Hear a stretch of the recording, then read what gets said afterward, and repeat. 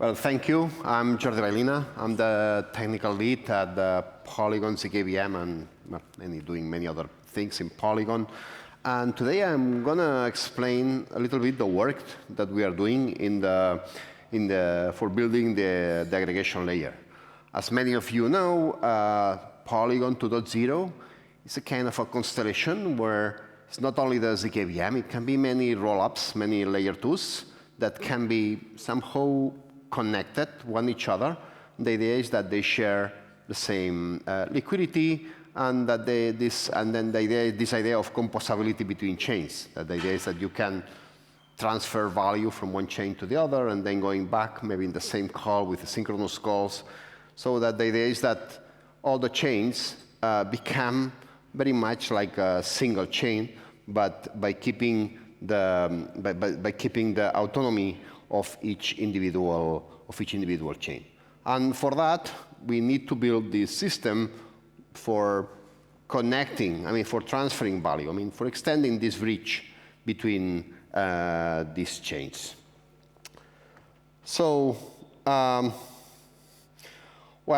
benefits for that cannot explain, but you can, I don't know, but you can, as an example, you can have maybe one chain that's selling hotels, another that's selling plane tickets, and maybe another that are doing insurance, and you want to do a transaction that do the same things in a kind of monolithic things. These things are things that should be able to happen inside this chain. Okay? So currently, all this is based in what we call the XLY bridge. Okay? So let me explain a little bit of details how this bridge works. Okay? So here the idea is that all the chains, they have what we call it a local exit route. This local exit route is an append-only tree that every time that some funds exit from one chain, they are just added to this tree. This tree is an append-only. You cannot remove things off the tree. You are just adding things to the tree. And all the rollups, they have their own exit tree. Let me just see if the pointer works. Okay? But the L1 is like another rollup. It's like another chain that also have their own exit tree. And the idea is that, of course, when you deposit to that you are sending, you are exiting, so you are adding something to the local exit tree of the chain of the L1, because somehow you are exiting L1 to go to an L2, and then you recovering some of L2s, but when this chain wants to send something to another L2, they are just writing this exit tree here. Okay? So you transfer to one to the other. So the full idea of the rollups is that you just need to synchronize the routes. So here you have the global exit route, which mainly is a tree that contains all the exit trees of all the chains, and the idea is that you broadcast this global exit route to all the chains, and then once you have this, each chain can somehow use this part of the exit tree. They mark it as use so that they cannot withdraw twice. And yeah, that's very much how this bridge works. Okay? The leaves of this exit tree, of course, can be NFTs, but can be RC20s. Can be any sort of value, or even some messages you can pass between the trees. Okay? So, well, this is how it actually works. So, of course, when this is a normal thing of a rollup, when a rollup sends funds from A to B, in general, they are going to do it in the trusted state. So sending the trees is just executing normal transaction. In rollups, these transactions used to be very few, even some can be about a second, 2 seconds, half a second, depending on the rollup. This, of course, is a trusted state. This is very much what the centralized sequencer does. Exiting is very easy. But when can you use it in the other chain? If you are sending funds from chain A to chain B, when the other chain is safe to start using, to withdraw these funds and using well, for this, this chain needs to generate a proof. This proof goes to L1. This proof is included in the global exit tree. And once this global exit tree is broadcast to the other chains, then the other chain can use it. Okay? So for each chain, you need to generate this proof and send it to to L1. This is in the case of the ZK rollups. This proof time can be, well, generating the proof currently is about 2 minutes. Well, actually, with the last implementation, it's about 1 minute. With the last generation of servers, is less than 1 minute. But it's still 1 minute, and the idea is that the chains, they don't publish. So each chain, they don't publish this proof every minute, because it would be too expensive for this chain. Currently, the ZKVM is, I think, it's about half an hour. Okay? So one obvious solution to that, and that's something that's, well, we are going to start very soon, is instead of each chain having to publish its own proof on chain, the idea is that we can take all the proofs, aggregate them together, so generate a proof that proves all of them, and then publish just one single proof on chain. This, of course, it saves a lot of cost from each chain, because I mean this cost is aggregated. The fees on L1 is just proving a single proof. Okay, so, and this is aggregated, and this is much cheaper. But the interesting thing is, because we are aggregating many proof of many chains, that means that we can generate this proof much often. So maybe we can generate a proof every 5 minutes, 2 minutes. So, and this will accelerate a lot this timing between one chain and the other. Okay, and this is, I mean, this is version 1, version 2. This is very much what we have right now on the Polygon network. But can we do it better? I mean, the idea is, okay, 2 minutes is probably too much if you want this to look as a single chain. I mean, the idea is, okay, we are many chains, but users should see it like a single chain. Okay, so, well, the first thing that we did in order to improve that, but this is a little bit like a previous work, and this is something that's really important in the Polygon ecosystem. At some point when we started the Polygon ecosystem, we had like kind of a single proof that rules it all. I mean, and the proof very much is a transition state. So if you have a ZKVM, well, you have very specific rules that are the ZKVM, okay? And then this is the specific state. And if all the chains, they are following these rules, then the system is safe, because, I mean, you cannot spend the funds of the other chain, okay?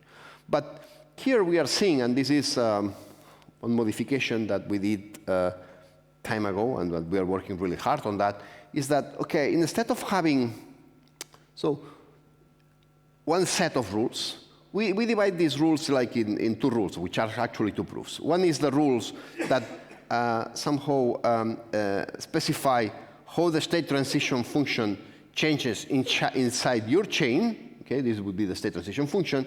But then we have another set of rules is, what are the rules that you need to follow in order to not affect, so whatever you do in your chain does not affect to the other chains. Maybe you are screwed in your chain, but what cannot be possible is that you can, in your chain, you can withdraw the funds, that are maybe stored in another chain. This is something that this cannot happen. And if you, for example, you have like different state transition functions, imagine you have a ZKVM, but you can have maybe a ZKWASM, or you can have a Maiden, or maybe an application chain, which is a very specific state transition function defined than that. And what happens if there is wrong? I mean, this can affect the full ecosystem. So with this, we separate this in these 2 proofs. So one proof is, we call it the invariant proof, or if you want the cross-chain accounting proof, that actually guarantees that whatever you do in your chain will not affect the other chains. And the other is the proof of the chain. I mean, the proof that guarantees that your chain is safe. Okay? Actually, it could exist perfectly in the system. It could exist some chains that they don't even have a proof. I mean, they are unsafe in itself. I mean, I have a chain that's centralized, that I'm deciding where the funds go. Well, I could have that, but this should not affect the other chains. Of course, the people that want to use your chain, it's your problem. You're autonomous. You do whatever you want in your chain. But because you are in a community, you are in another chains, these are what you guarantee. Okay? So this is an important concept that, so this each chain needs to submit this kind of two proofs. Okay? So if we see the invariant proof, mainly what does the invariant proof? Well, the invariant proof, well, mainly what it do is it keeps a kind of an accounting of the full system. An accounting, I mean, here we have different chains, we have different assets, and mainly what it says is, okay, in chain, this is the current state. I mean, in the chain A, there is that many assets of this kind.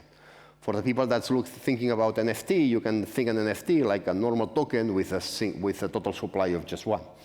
Okay, but here is you need to keep a kind of an accountability where the assets are. And, here there is some very light colors that difficult to see. Okay, so let me just go to the next one. So this invariant proof. So when a chain submits a proof, well, here very much what you say is, okay, according to this global accountability. So all these so this is state transition function, and this is very much this local exit route. I mean, how many exits? This differential exits. This is what we call it exit route. I mean, this tree of exits.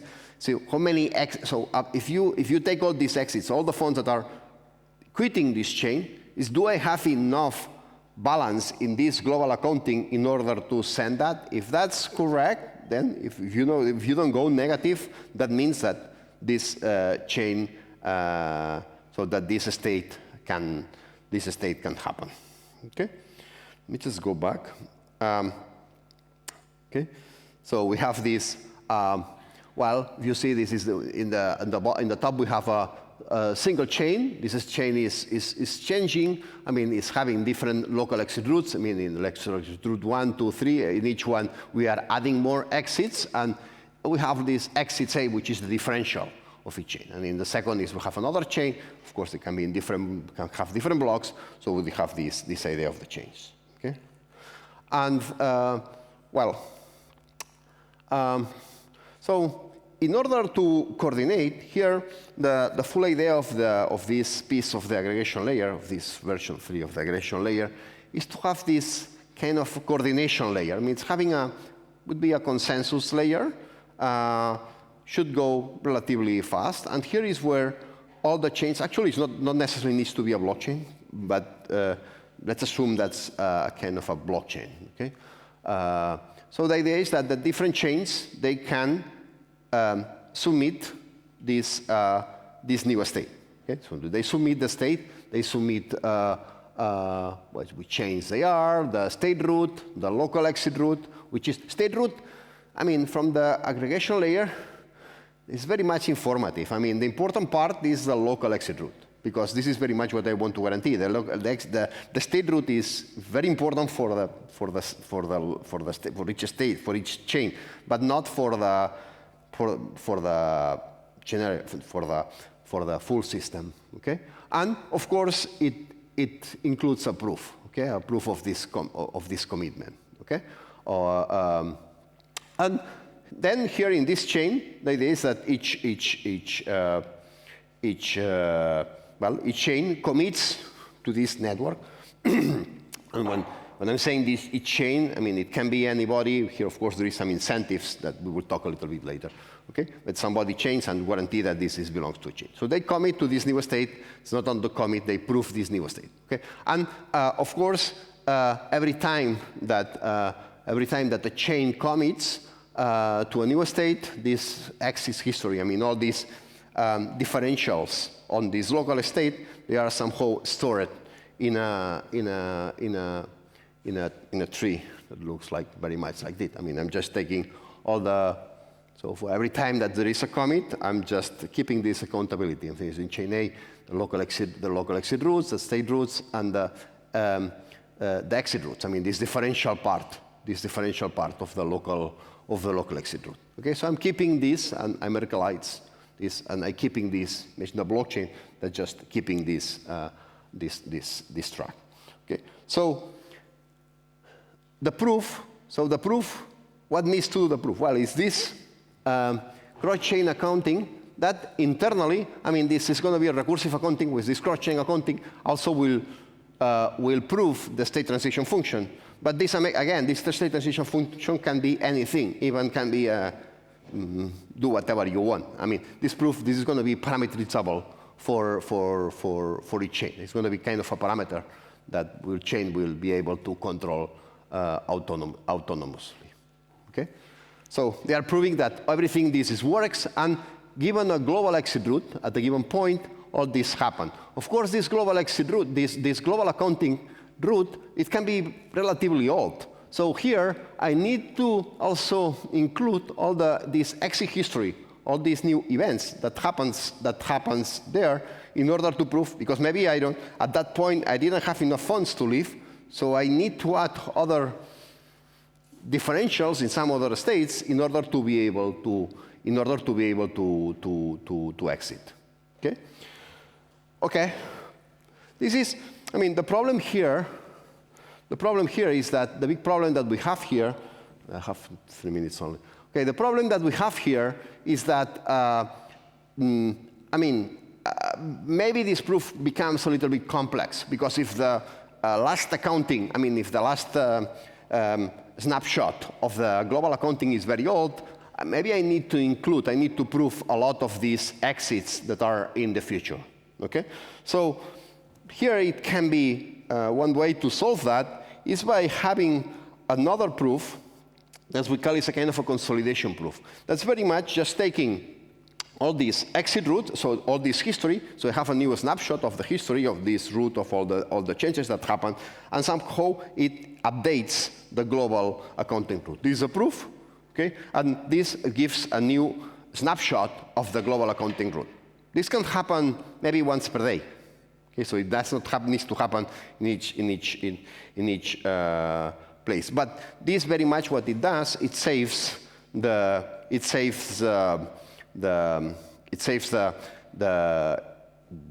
change. I mean, it changes the complexity of the proof. They don't need to go very much backwards. Here it's important to say that this model, for example, for big chains that they have a lot of TVL, in general, they can. They will not need. They can use. They don't need to prove because they already have some funds, maybe from other users. So these proofs can be relatively cheap to generate. Okay. Okay. Another important topic, and it's important. This is different, is because in this model, okay, we need to.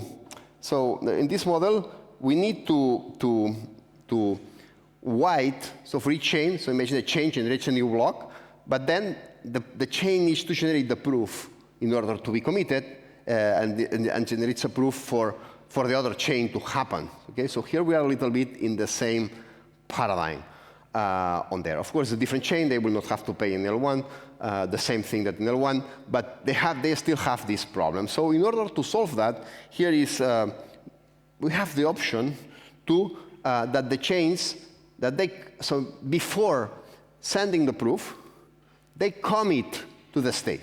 And this commitment of the state means that they cannot change this state.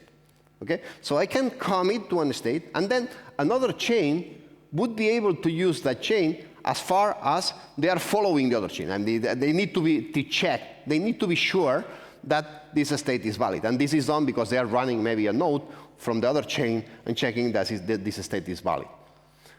Or said in other words, if a chain is able to build a proof for the other chain, then I'm safe to use that state. Because if the other chain doesn't submit the proof, I will submit the proof. Because it's committed, and it's committed here in the chain, and this cannot change. Okay? So this is the idea of the preconfirmations. The problem of this model is that it doesn't scale very well, because if a chain wants to be connected to 1,000 chains, then this chain will have to run 1,000 nodes from the different chains, which doesn't scale very well. And that's why it's so important to have fast proofs. And fighting for, and this is the huge improvements that are happening in ZK, are not for optimizing the cost of the proof, but for optimizing the latency, how long it take the proof. And here is where hardware acceleration will play a huge role in here. And well, this is where the things are going for. Okay. And the last thing that I want to mention is, of course, this is a kind of a side chain, and at some intervals, maybe once per era, in Ethereum, is going to be a kind of a consolidation with L1. Consolidation of L1 is very much, you can understand this like a normal, like a roll-up with a very specific state transition functions, and this is very much what will be consolidated in L1. Yeah, with this is we can have, I would say, here 15 seconds, but this is probably even pessimistic. But here we can have a fast, with this system, we can have really fast transfers of value between chains. This chain also will need to have all this incentivation layer. Here is where the Pol token is very important, because, I mean, how you pay the provers and how you synchronize the provers. This also decentralizes the proving system. Okay, so here we have a kind of this coordination layer that helps to do these transfers between one chain and the other. Okay, this is a little bit the roadmap. I mean, we already have the LXLY bridge available. You can already use that. We have this proof aggregation quite ready. I mean, this is, I hope that in the next fork we can enable that. And we are working really hard in this AggLayer B3. Let's see if by the end of the year we can have running. I mean, no commitments here, but this is very much what we are working in Polygon.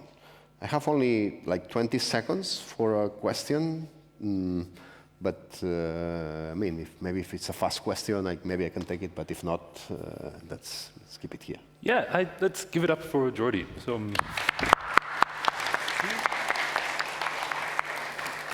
we actually have about 4 minutes for questions. And okay. This is the final talk of the section, so maybe we can get 2, possibly 3 if they're quick. So yeah, any questions from the audience?